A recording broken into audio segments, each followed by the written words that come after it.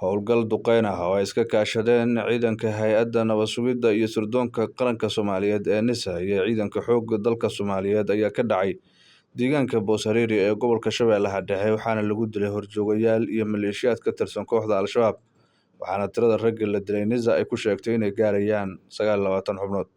Sidoo kale duqeyn ay deegaanka Jambaluul ee gobolka Shabeellaha Hoose ka fulisay Hay'adda Sirdoonka Soomaaliya ee NISA ayaa lagu dilay 12 xubnood oo ka tirsan kooxda Al-Shabaab. Howlgalladan ayaana soo bilowday casar liiqii shalay ilaa iyo haddana waxa markaasi ay ka socdaan qaybo ka tirsan labada gobol ee Shabeellaha Dhexe iyo Shabeellaha Hoose sida NISA ay sheegtay. Hay'adda NISA waxay dadka rayidka ah ku wargelinaysaa in ay ka fogaadaan goobaha ay ku dhuumaaleysanayaan khawaarijta ee bartilmaameedka u ah ciidanka qaranka ayaa lagu yiri bayaan ka soo baxay Hay'adda Sirdoonka Soomaaliya ee NISA. Ciidamada qaranka ayaa toddobaadyadii dhowaa kordhiyay beegsiga maleeshiyaadka argagixisada ee Al-Shabaab waxaana kooxda laga laayay xubno badan ayaa lagu yiri warka ka soo baxay Hay'adda Sirdoonka Soomaaliya ee NISA. Arbacadii ugu yaraan 50 xubnood oo ka tirsan Al-Shabaab ayaa lagu dilay howlgal duqeyn ah oo laga fuliyay deegaanka Damasha Shabeello ee gobolka Shabeellaha Dhexe sida uu shaaciyay taliska ciidanka xoogga dalka Soomaaliyeed. Sidoo kale waxaa lagu sheegay war-saxaafadeed ka soo baxay taliska howlgalladan ayaa si qorsheysan u dhacay waxaana lagu beegsaday xubno ka tirsan kooxda Al-Shabaab oo uu ka mid yahay Mansuur Timo Weyne in lagu magacaabo oo ahaa horjoogihii kooxda u qaabilsanaa isku diyaarinta iyo adeegsiga gawaarida dagaalka ayaa lagu yiri. Howlgalkan wuxuu bartilmaameedkiisu ahaa xubno muhiim ah kooxda muhiim u ah gaar ahaan Mansuur Timo Weyne oo dhowaan ka yimid Buulafalay isagoo uu waday gaadiid uu soo dayactiray kuwaas oo ay kooxdu u adeegsan jirtay weerarada argagixisada ayaa lagu yiri bayaanka kale ee ka soo baxay ciidanka xoogga dalka Soomaaliyeed. Sidoo kale salaasadii toddobaadkan Hay'adda Sirdoonka Qaranka Soomaaliya ee NISA ayaa sheegtay in howlgal qorsheysan oo ka dhacay aagga deegaanka Basro ee xadka gobolada Shabeellaha Dhexe iyo Shabeellaha Hoose lagu dilay maleeshiyaad ka tirsan kooxda Al-Shabaab. Howlgalkan oo 2 jeer oo kala duwan lagu beegsaday khawaarijta waxaa loogu guuleystay in lasoo afjaro nolosha 16 xubnood oo isugu jira horjoogayaal iyo maleeshiyaad ayaa lagu yiri warka ka soo baxay NISA. Sida hay'addu sheegtay xubnahan ayaa maalmihii lasoo dhaafay ku go'doonsanaa dhulhooda oo ku dhow deegaanka Basro. Howlgallada ka dhanka ah kooxda Al-Shabaab ayaa toddobaadyadii tagay sii xoogeysanayay waxaana gobolada Shabeellaha Dhexe, Shabeellaha Hoose iyo qaybo ka tirsan Hiiraan laga saaray kooxda Al-Shabaab. Dagaalada ciidamada dowladda oo kaashanaya kuwa markaasi dadka deegaanka ee macawisley loo yaqaan iyo Al-Shabaab ku dhex marayay ayaa dhaliyay khasaare xoog leh oo kooxdu gaaray. Dhinaca kale warar saacadihii lasoo dhaafay soo baxay ayaa sheegaya in ciidamo Itoobiyaan ah oo markaasi ka howlgali doona qaybo ka tirsan gobolka Hiiraan gaar ahaan galbeedka gobolkaasi. Waxaa si gaar ah loo carabaabay deegaanada iyo degmooyinka Buqa Qable, Ceel Cali, Show iyo deegaano kale oo galbeedka Hiiraan ka tirsan ilaa iyo galbeedka gobolka Shabeellaha Dhexe ee maamulka Shabeelle. Ciidamadan Itoobiyaanka ayaa hadda ka soo galay xadka gobolka Hiiraan waxaana la rajeynayaa in howlgallo culus toddobaadkan horraantiisa ay ka bilaabi doonaan qaybo ka mid ah gobolkaasi. Dadka shacabka ee halkaasi ka soo jeeda qaarkood walaac ayay ka muujiyaan halka kuwo kalena ay soo dhoweeyeen waxaana ciidamo Itoobiyaan ay ahayd markii gacan ku haynta deegaanada qaar ee gobolka Hiiraan ay la wareegeen sanadii 2015. Howlgallada ka dhanka ah waxaa loogu yeeray argagixisada ayaa muddooyinkii ugu dambeeyay xoogeysanayay iyada oo dowladda federaaliga ee Soomaaliya ay xoogga saarayso sidii kooxda looga adkaan lahaa. In howlgallada xilligan ay ku soo biiraan ciidamo Itoobiyaan ah weliba ay ka howlgalaan deegaanada iyo degmooyinka kale ah Buqa Qable, Ceel Cali, Show iyo deegaano kale ayaa dadka qaarkood waxay ka muujinayaan walaac iyo shaki xoog leh. Halkaasi waxaa gaari kara ciidamada qaranka oo kaashanaya kuwa dadka deegaanka ah ayaa la rumaysan yahay iyada oo dadka deegaankuna ay ka baqayaan gaboodfallo ay geystaan ciidamada Itoobiyaanka ah. Ciidanka Itoobiyaanka ayaa qaarkood lasoo warinayaa in ay usoo gudbi doonaan Shabeellaha Dhexe oo iyaduna ah furin dagaal oo maalmihii ugu dambeeyay ay ka dhacayeen dagaallo qaraar. Dhinaca kale waxaa lasoo warinayaa in ciidamada Itoobiya ayba qayb ka ahaayeen weeraradii duqeymaha dhinaca cirka ahaa ee ciidamada federaaliga ah maalmihii ugu dambeeyay ay ka fulinayeen qaybo ka tirsan Shabeellaha Dhexe gaar ahaan deegaano ku dhow Al-Kowsar oo gobolkaasi ka tirsan. Si kastaba ha ahaatee ciidamada dowladda iyo kuwa deegaanka oo isgarabsanaya ayaa maalmihii ugu dambeeyay xoogga saarayay sidii looga adkaan lahaa waxa loogu yeeray argagixisada isla markaana looga saari lahaa meelaha ay ku sugan yihiin. Howlgalka hadda ugu culus wuxuu ka socdaa maamulada Galmudug iyo Hirshabeelle iyada oo la rajeynayo in kooxda laga faramaroojiyo deegaana ay iyagu hadda gacanta ku hayaan.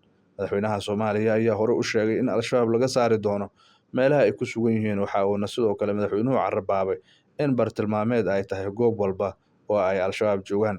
Sidoo kale, warqadda hadda ka soo baxday NISA ayaa iyaduna waxaa lagu sheegay in dadka shacabka ah loogu baaqayo inay ka fogaadaan meelaha ay ku sugan yihiin kooxaha bartilmaameedka ah oo ay ka mid yihiin Al-shabaab. Howlgal duqeyn ah oo ay iska kaashadeen ciidanka Hay'adda Nabad Sugidda iyo Sirdoonka Qaranka Soomaaliyeed ee NISA iyo ciidanka xoogga dalka Soomaaliyeed ayaa ka dhacay deegaanka Boosariiri ee gobolka Shabeellaha Dhexe, waxaana lagu dilay horjoogayaal iyo maleeshiyaad ka tirsan kooxda Al-shabaab. Waxaana tirada ragga la dilay NISA ay ku sheegtay inay gaarayaan 29 xubnood. Sidoo kale, duqeyn ay deegaanka Jambaluul ee gobolka Shabeellaha Hoose ka fulisay Hay'adda Sirdoonka Soomaaliya ee NISA ayaa lagu dilay 12 xubnood oo ka tirsan kooxda Al-shabaab. Howlgalladan ayaana soo bilowday casar liiqii shalay ilaa iyo haddana waxa markaasi ay ka socdaan qaybo ka tirsan labada gobol ee Shabeellaha Dhexe iyo Shabeellaha Hoose sida NISA ay sheegtay. Hay'adda NISA waxay dadka rayidka ah ku wargelinaysaa in ay ka fogaadaan goobaha ay ku dhuumaaleysanayaan khawaarijta ee bartilmaameedka u ah ciidanka qaranka, ayaa lagu yiri bayaan ka soo baxay Hay'adda Sirdoonka Soomaaliya ee NISA.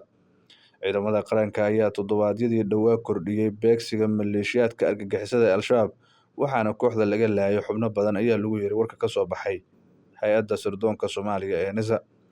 Arbacadii, ugu yaraan 50 xubnood oo ka tirsan Al-shabaab ayaa lagu dilay howlgal duqeyn ah oo laga fuliyay deegaanka Damasha Shabeelow ee gobolka Shabeellaha Dhexe, sida uu shaaciyay taliska ciidanka xoogga dalka Soomaaliyeed. Sidoo kale, waxaa lagu sheegay war-saxaafadeed ka soo baxay taliska, howlgalladan ayaa si qorsheysan u dhacay waxaana lagu beegsaday xubno ka tirsan kooxda Al-shabaab oo uu ka mid yahay Mansuur Timoweyne nin lagu magacaabo oo ahaa horjoogihii kooxda u qaabilsanaa isku diyaarinta iyo adeegsiga gawaarida dagaalka, ayaa lagu yiri. Howlgalkan wuxuu bartilmaameedkiisu ahaa xubno muhiim ah kooxda muhiim u ah, gaar ahaana Mansuur Timoweyne oo dhowaan ka yimid Buulafalay isagoo oo waday gaadiid uu soo dayactiray kuwaas oo ay kooxdu u adeegsan jirtay weerarada argagixisada, ayaa lagu yiri bayaanka kale ee ka soo baxay ciidanka xoogga dalka Soomaaliyeed. Sidoo kale, Salaasadii toddobaadkan, Hay'adda Sirdoonka Qaranka Soomaaliya ee NISA ayaa sheegtay in howlgal qorsheysan oo ka dhacay aagga deegaanka Basro ee xadka gobollada Shabeellaha Dhexe iyo Shabeellaha Hoose lagu dilay maleeshiyaad ka tirsan kooxda Al-shabaab. Howlgalkan oo 2 jeer oo kala duwan lagu beegsaday khawaarijta waxaa loogu guuleystay in lasoo afjaro nolosha 16 xubnood oo isugu jira horjoogayaal iyo maleeshiyaad, ayaa lagu yiri warka ka soo baxay NISA. Sida hay'addu sheegtay, xubnahan ayaa maalmihii lasoo dhaafay ku go'doonsanaa dhulhooda oo ku dhow deegaanka Basro. Howlgallada ka dhanka ah kooxda Al-shabaab ayaa toddobaadyadii tagay sii xoogeysanayay, waxaana gobollada Shabeellaha Dhexe, Shabeellaha Hoose iyo qaybo ka tirsan Hiiraan laga saaray kooxda Al-shabaab. Dagaalada ciidamada dowladda oo kaashanaya kuwa markaasi dadka deegaanka ee macawisley loo yaqaan iyo Al-shabaab ku dhex marayay ayaa dhaliyay khasaare xoog leh oo kooxdu gaaray. Dhinaca kale, warar saacadihii lasoo dhaafay soo baxay ayaa sheegaya in ciidamo Itoobiyaan ah oo markaasi ka howlgali doona qaybo ka tirsan gobolka Hiiraan, gaar ahaan galbeedka gobolkaasi. Waxaa si gaar ah loo carabaabay deegaanada iyo degmooyinka Buqa Qable, Ceel Cali, Show iyo deegaano kale oo galbeedka Hiiraan ka tirsan ilaa iyo galbeedka gobolka Shabeellaha Dhexe ee maamulka Shabeelle. Ciidamadan Itoobiyaanka ayaa hadda ka soo galay xadka gobolka Hiiraan, waxaana la rajeynayaa in howlgallo culus toddobaadkan horraantiisa ay ka bilaabi doonaan qaybo ka mid ah gobolkaasi. Dadka shacabka ee halkaasi ka soo jeeda qaarkood walaac ayay ka muujiyaan, halka kuwo kalena ay soo dhoweeyeen. Waxaana ciidamo Itoobiyaan ay ahayd markii gacan ku haynta deegaanada qaar ee gobolka Hiiraan ay la wareegeen sanadii 2015. Howlgallada ka dhanka ah waxaa loogu yeeray argagixisada ayaa muddooyinkii ugu dambeeyay xoogeysanayay, iyada oo dowladda federaaliga ee Soomaaliya ay xoogga saareyso sidii kooxda looga adkaan lahaa.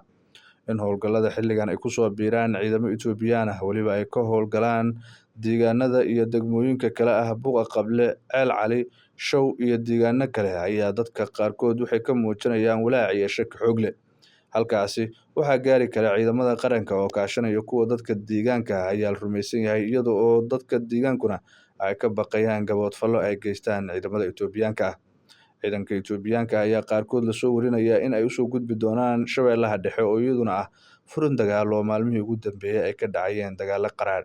Dhinaca kale, waxaa lasoo warinayaa in ciidamada Itoobiya ayba qayb ka ahaayeen weeraradii duqeymaha dhinaca cirka ahaa ee ciidamada federaaliga ah maalmihii ugu dambeeyay ay ka fulinayeen qaybo ka tirsan Shabeellaha Dhexe, gaar ahaana deegaano ku dhow Al-Kowsar oo gobolkaasi ka tirsan. Si kastaba ha ahaatee, ciidamada dowladda iyo kuwa deegaanka oo isgarabsanaya ayaa maalmihii ugu dambeeyay xoogga saarayay sidii looga adkaan lahaa waxa loogu yeero argagixisada, isla markaana looga saari lahaa meelaha ay ku sugan yihiin. howlgalka hadda ugu culus wuxuu ka socdaa maamulada Galmudug iyo Hirshabelle iyadoo la rajeynayo in kooxda laga faramaroojiyo deegaana ay iyagu hadda gacanta ku hayaan. Madaxweynaha Soomaaliya ayaa hore u sheegay in Al-shabaab laga saari doono meelaha ay ku sugan yihiin, waxa uuna sidoo kale madaxweynuhu carrabaabay in bartilmaameed ay tahay goob walba oo ay Al-shabaab joogaan.